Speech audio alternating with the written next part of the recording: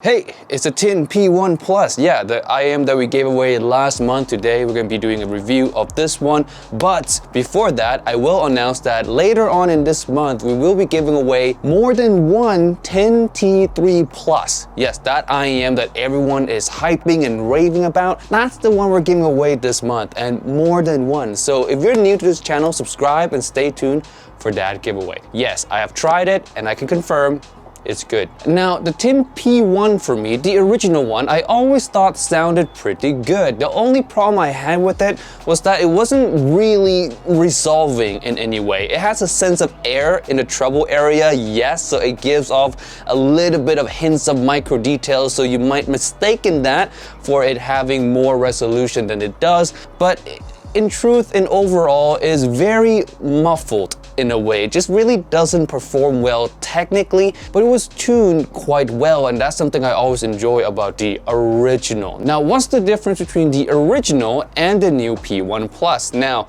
you'll be happy to hear that the P1 Plus improves the technical performance of the original P1 while keeping relatively the same tuning with a little bit of changes in the treble area, reducing that harshness a little bit, so it's a little bit more warm, if you will, than the original P1. So all that is to say, if you're a fan of the original, the P1 Plus is gonna be right up your alley. And I know there's some hardcore fans of the P1s out there. I can say this right now, if you own the P1 and you want an upgrade, you want better technical performance while keeping relatively the same tuning, then the P1 Plus is a good upgrade to the one you have right now. Now, for those of you who've not experienced the original P1 before or the P1 Plus before, how does this sound and should you get it? We're gonna jump into that right now. Hey friends, welcome back to another video on Giz Audio, and yes, that sun is coming out from the cloud and it's blazing my face. It's saying good morning, Timmy, in the brightest way possible. My eyes are watering, so let's get this over with really quickly. Tin P1 Plus and Tin P1 Original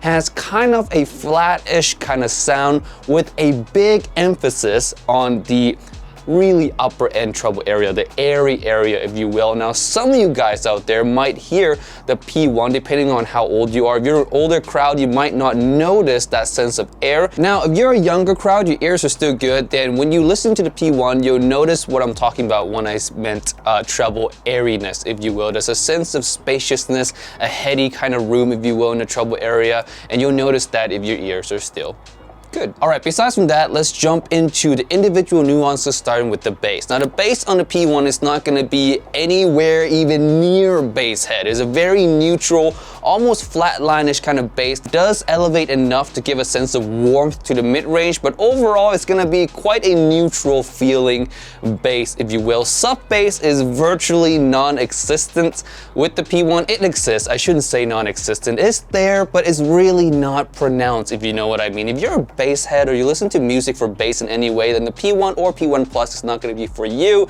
Just keep that in mind. Now, for those of you who really don't care too much about the bass, flat bass is fine for you, then this is going to be sufficient. Like I said again, it's elevated enough to give a bit of warmth to the mid-range, but nothing more than that. All right, I couldn't stand the sun anymore, so I kind of have to move away because it was just blazing strong and my eyes are like crying. The mid-range of these IEMs is going to be, again, very neutral. Anything from the bass all the way to the mid-range is gonna be pretty much almost a flatline neutral in a way. So the mid-range does come across a bit natural, although a bit one-dimensional, if you will. It doesn't have that kind of really big upper mid-range kind of push that really makes vocals feel intimate or forward in any way like that. Again, it's more neutral. Now, is it a bad thing or a good thing? This is all up to preference. Now, some of you like vocalists that is more intimate, that maybe steps a little closer to you in a way. But for some of you, you like that kind of referencey, kind of flat line. So P1 Plus mid-range is going to be kind of up to your taste in a way. And again, like I said, from the bass section, it does have a little bit of warmth. So male vocals and lower range instruments do feel slightly bit more luscious and slightly bit more full. It's just when it comes to the upper mid-range, female vocals and all the upper end instruments, they're not going to feel as forward or as intimate as they naturally would. But again, that's all up to preference, whether you think that's good or bad. Moving on, we have the treble area, and besides the air that I talked about in the beginning of the video, the treble overall feels a bit, I would say, energetic and forward, if you will. You hear the micro details pretty clearly, and they're pretty clean cut for the most part. Now, the clean cutness of the treble does come with a bit of harshness. Now, the harshness really depends on how much of that airiness you can hear, because the harshness really comes from that region. If you can hear that part well, then it might come across a little bit more harsh for you than it would be for people who don't really hear that bit of airiness, if you will. Now, it is, again, very clean cut treble, so a lot of details and micro details do come across quite cleanly on this, and that is something that I personally enjoy. I really don't mind the harshness all too much, but I will say that it can come across just too much for some people for sure. So something bad happened. I was filming the 10P1 Plus review outside, and I finished the whole review, the whole entire thing, right?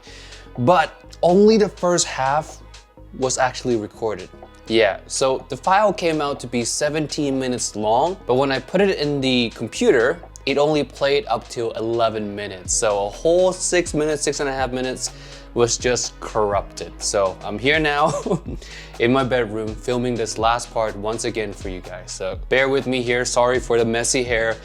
This is just a one-time thing. It just kind of happened, but I really need to put out this video for you guys, so I'm here. So on to the technical performance of the 10P1 Plus. Let's bring up my scale. As you can see, the original P1 is around the Blonde 03 area, so not really that resolving. The P1 Plus is half a step above that, not yet the Starfield level, but just half a step above the Blonde 03. So it does improve technically upon the original. Now, is it a huge improvement? Is it a justifiable improvement? That's really all up to you. I would say though, still, if you own the P1 and you love the P1, then the P1 Plus is quite a nice upgrade to the P1. I own both, and I pretty much prefer the P1 Plus over the P1 any day of the week. Now, when it comes to imaging and soundstage, this IEMs run pretty average. Imaging wise, you can tell left and right. You're not gonna get a lot of grandeur, but again, I say this in a lot of videos, it's really not a detriment towards this IEM, because a lot of IEMs falls within the average feel, imaging and soundstage wise. In terms of sound stages, it's like, it's not in your head, it's just a little bit outside your head. So again, average, but again, not a detriment. Now, why should you buy this? I would say one reason to buy this IEM is, again, if you love the P1, right? I keep saying that over and over, but that's true. If you love the P1, then get this one. P1 Plus is an upgrade to the one that you have. Now, beyond that, if you're just looking for a planar IEM, or if you're just looking for an IEM in general around this price range, I would say you should save up for this one. Yes, the 7 Hz timeless. It is, yeah, the P1 Plus really was released at the wrong time. The 7 Hz timeless just completely destroys a lot of competition. It is one of the most well-tuned IEM ever, under $300, and it is one of the most highly technical IEMs ever, under $300, all at the same time. And it was released around the same time as the P1 Plus. Now, the P1 Plus, of course, doesn't compete with the 7 Hz timeless. So if you are just looking for a planar IEM in general, or you're just looking for an IEM in general around this price range, I would say go for the 7 Hz timeless instead. Again, the only reason you should buy the P1 Plus for me is if you really love that P1, right? Otherwise, it kind of got overshadowed a bit by the 7 Hz. Alright guys, that's it for this review of the 10P1 Plus. Don't forget to subscribe. Stay tuned for the 10T3 Plus giveaway. We're giving away 3 of those this month, so stay tuned for that. Subscribe if you haven't. I'll see you guys in the next video. Thank you guys so much. Bye.